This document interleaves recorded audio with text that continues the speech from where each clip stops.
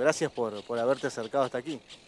Gracias, Lucas. Sí, hemos concretado un sueño, un anhelo que teníamos hace tiempo, que era compilar una serie de trabajos que teníamos sobre historia entrerriana, argentina, sobre la cultura entrerriana, sobre la poética entrerriana, sobre ensayistas entrerrianos, compilarlos en un solo libro digital, un material que estaba disperso en nuestro blog personal, en distintas páginas web periodísticas que toman nuestro trabajo, y queríamos compilarlo como un aporte al espacio de formación del ACMER, de nuestro gremio, y a partir de allí, digamos, que el trabajo llegue a docentes, alumnos de secundaria, docentes y alumnos de terciarios, de universidades y formadores, y que llegue al público en general. Por eso el trabajo está publicado en forma digital. Esto además permite ahorro de costos y además de que la circulación es más rápida. Y se puede descargar gratuito, tanto en el archivo de ACMER Central como en la página web de ACMER María Grande, acmermariagrande.blogspot.com es la dirección. Así que ahí está a disposición de todos. Es un trabajo que tiene distintas secciones, distintas partes. Una primera parte que podríamos denominar de reflexión educativa, de reflexión pedagógica, donde analizamos un poco la situación de la educación pública en general y los desafíos que la educación pública tiene frente a las distintas cuestiones económicas, sociales y ante el avance de lo digital.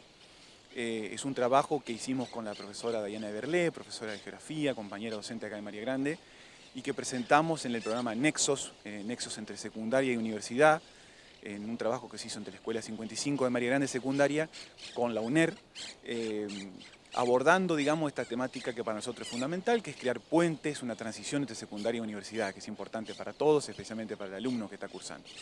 En ese programa Nexo, bueno, discutimos, analizamos muchas cosas, parte de ese debate y del trabajo que nosotros presentamos, que fue aprobado en la UNER, está en el libro digital, está en Memorias por Venir. Y luego una serie de reflexiones sobre historia y educación. Hay un trabajo sobre el 25 de mayo de 1810, sobre la Revolución de Mayo, que titulamos Las Máscaras de Mayo y la Revolución de los Pueblos.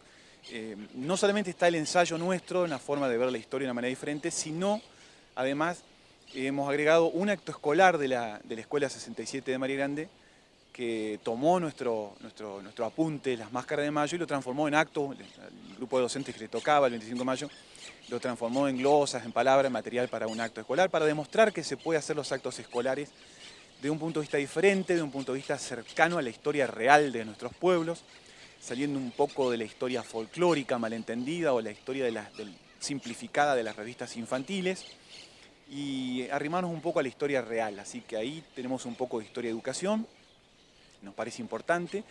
Y después mucho de historia entrerriana y federalismo.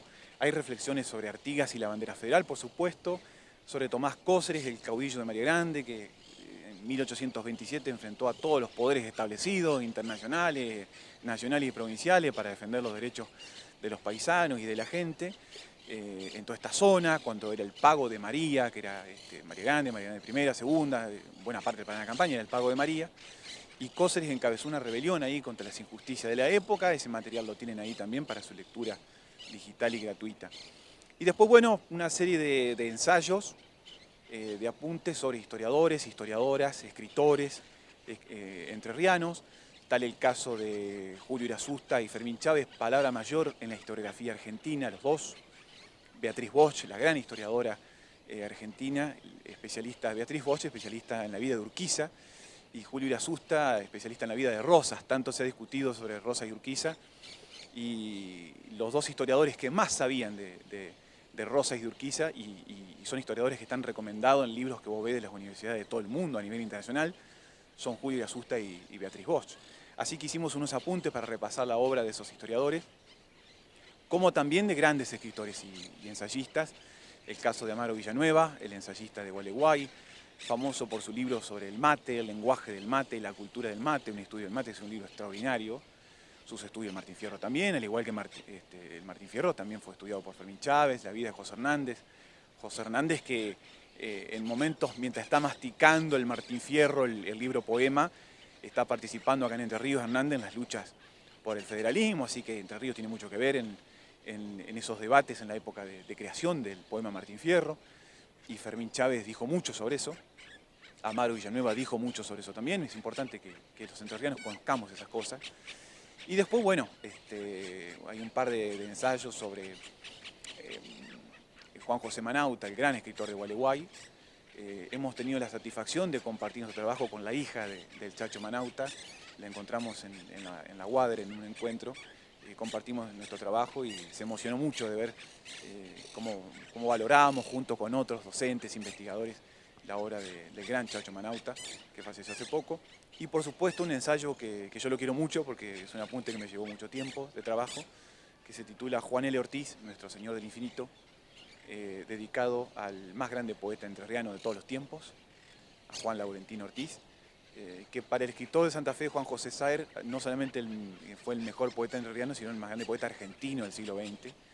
Y es un poeta que cuando uno busca en Google el nombre Juan L. Ortiz, se sorprende la cantidad de trabajo que hay a nivel internacional en universidades de México, de Estados Unidos, para valorar la obra de nuestro poeta. Así que nos tomamos también el trabajo de repasar y pensar la obra de Juan L. Ortiz, sobre todo en clave ecologista, que es la clave central de mi repaso historiográfico y crítico. Hay algo también sobre ciertos mitos, como el aviso del carao, un ave de nuestra zona que tiene un mito, una leyenda detrás de él y que nosotros hacemos una relectura en clave ecologista. Así que un poco eso es el material con que ustedes, con que el lector, la lectora, se va a encontrar de nuestras memorias por venir. Todo este rescate histórico que tiene mucho que ver con la historia, con nuestra cultura, con lo que nosotros mostramos todos los días, ¿no? Porque muchos músicos van rescatando todo esto que por ahí se encuentra en tu libro y lo van transformando en canciones y seguir difundiendo aquella, se podría decir, lucha cultural también, ¿no? Sí, sí, por supuesto. Hay un avance en ciertas cosas, por ejemplo en el rescate del artiguismo. Hay músicos y artistas que hoy están releyendo de una manera diferente la historia del federalismo. Digo esto porque el folclorismo mal entendido o el folclorismo simplificado se ha atravesado también en los debates históricos y culturales. Por ejemplo, hay un error muy extendido que nosotros hemos intentado corregir en el último tiempo, de que es que un entrerriano no puede valorar la figura de Artigas, del padre del federalismo, porque Artigas era oriental, y sí tenemos que valorar la figura de Francisco Ramírez, de Pancho Ramírez, porque era entrerriano.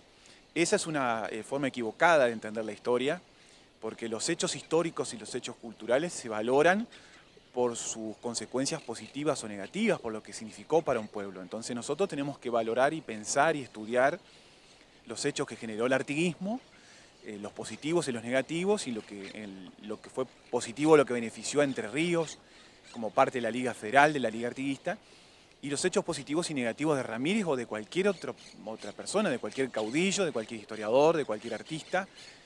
Analizar críticamente, respetuosamente, pero críticamente, desde nuestro presente, porque esos hechos tienen consecuencias y los aciertos y los errores de los caudillos y de los agentes políticos tienen una consecuencia para los pueblos.